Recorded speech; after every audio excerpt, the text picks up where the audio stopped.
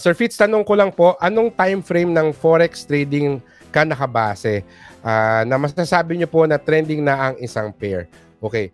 So, yung ginagamit ko, nasa 4-hour chart ako. Okay? So, yung 4-hour chart, doon ako naghahanap ng signal kung up or down yung isang pair.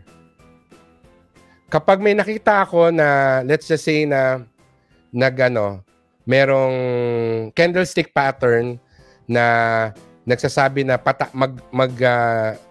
trend reversal na itong pair na to, titingnan ko ngayon yung economic calendar. So I always start with technical analysis. So titingnan ko ngayon yung economic calendar kung merong major event ba na mangyayari that could affect that pair. Kung meron man, i-analyze ko kung major ba siya, major impact or minor impact, and if it will go with the signal that I'm seeing on the 4-hour chart. Okay? So, may nakita ko sa 4-hour chart na aakyat yung euro-dollar based on purely technical analysis. May candlestick pattern na aakyat siya. Tingnan ko yung economic calendar, wala namang major event, no, that could affect the euro dollar. So kung ganon, what I do is I go to the daily chart. Sa daily chart, titingnan ko ngayon kung ano yung possible ko na titingnan ko actually yung horizontal levels, yung support and resistance levels na dun sa daily chart para ma-estimate ko kung saan ba ako magka-cut loss at saka saan ako magti-take profit. Okay? Once na ma-define ko yung support and resistance levels sa daily chart, babalik ako sa 4-hour chart para i-check kung maganda yung risk-reward ratio ko. So kung okay naman yung risk-reward ratio ko, pupunta na ngayon ako sa 1-hour chart para maghanap ng entry point. Okay? So I use different time frames before I decide kung iti-take ko ba yung position na yon o hindi. So nasa 1-hour chart ako naghahanap ng entry point. Kasi minsan hindi maganda yung current price, pero yung support and resistance levels, maganda yung risk-reward ratio niya.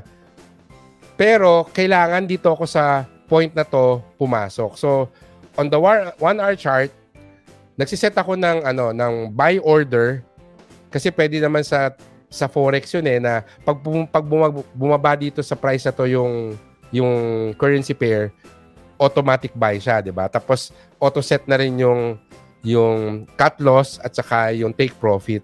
Yun yung gusto ko sa forex Pwede mong i-program lahat or pwede mong i-set lahat tapos matulog ka na.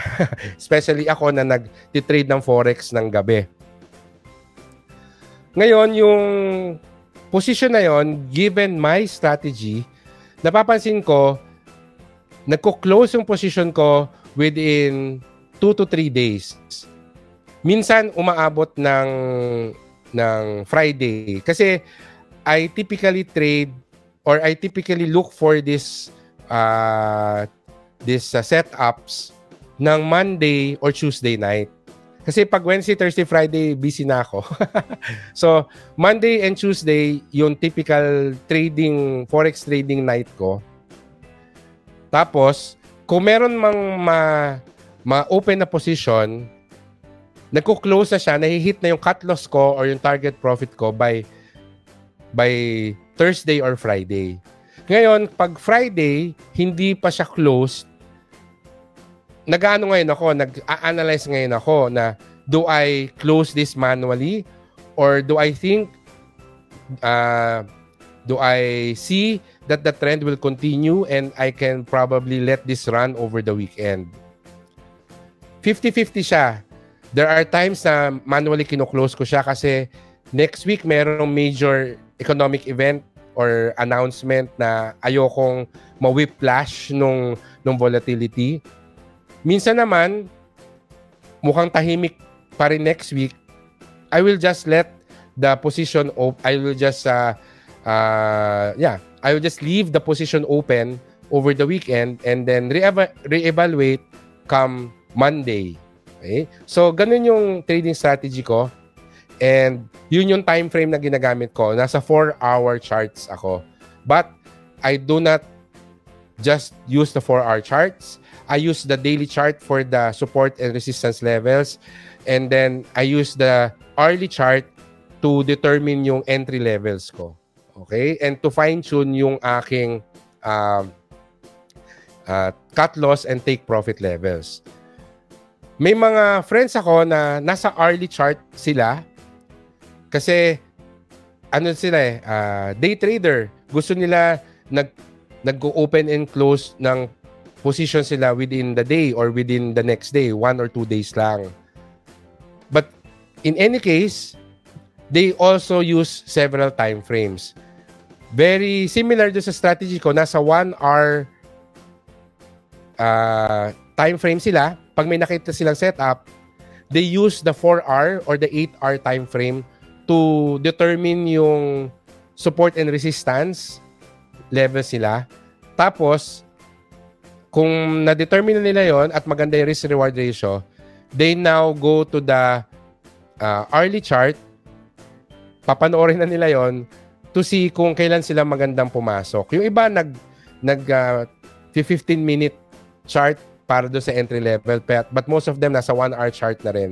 Kasi ano na rin yun typically sa mga nagtitrade sa hourly chart, mga 4 or 5 hours, ito yung mga tipong they can afford to watch the charts the whole day or kung ano man yung kanilang allotted na time period, yung tipong hindi masyadong busy sa trabaho or they have their tablets to monitor yung prices. But ako kasi, I have other things to do. I go for the higher time frame para mas matagal yung aking ang aking trades. And also, it allows me to use lower margins as leverage. So, mababa lang yung leverage ko kasi maraming pips naman yung pwede kong makuha. No? So, ganun ang aking forex trading strategy. So, I hope nasagot ko yung tanong mo, Joey. And iba-iba talaga ang trading strategies ng tao. Depende sa personality and also sa schedule mo. So, find a trading strategy that will work with your schedule and with your character or personality. Okay? So, maraming salamat, Joey, sa question mo.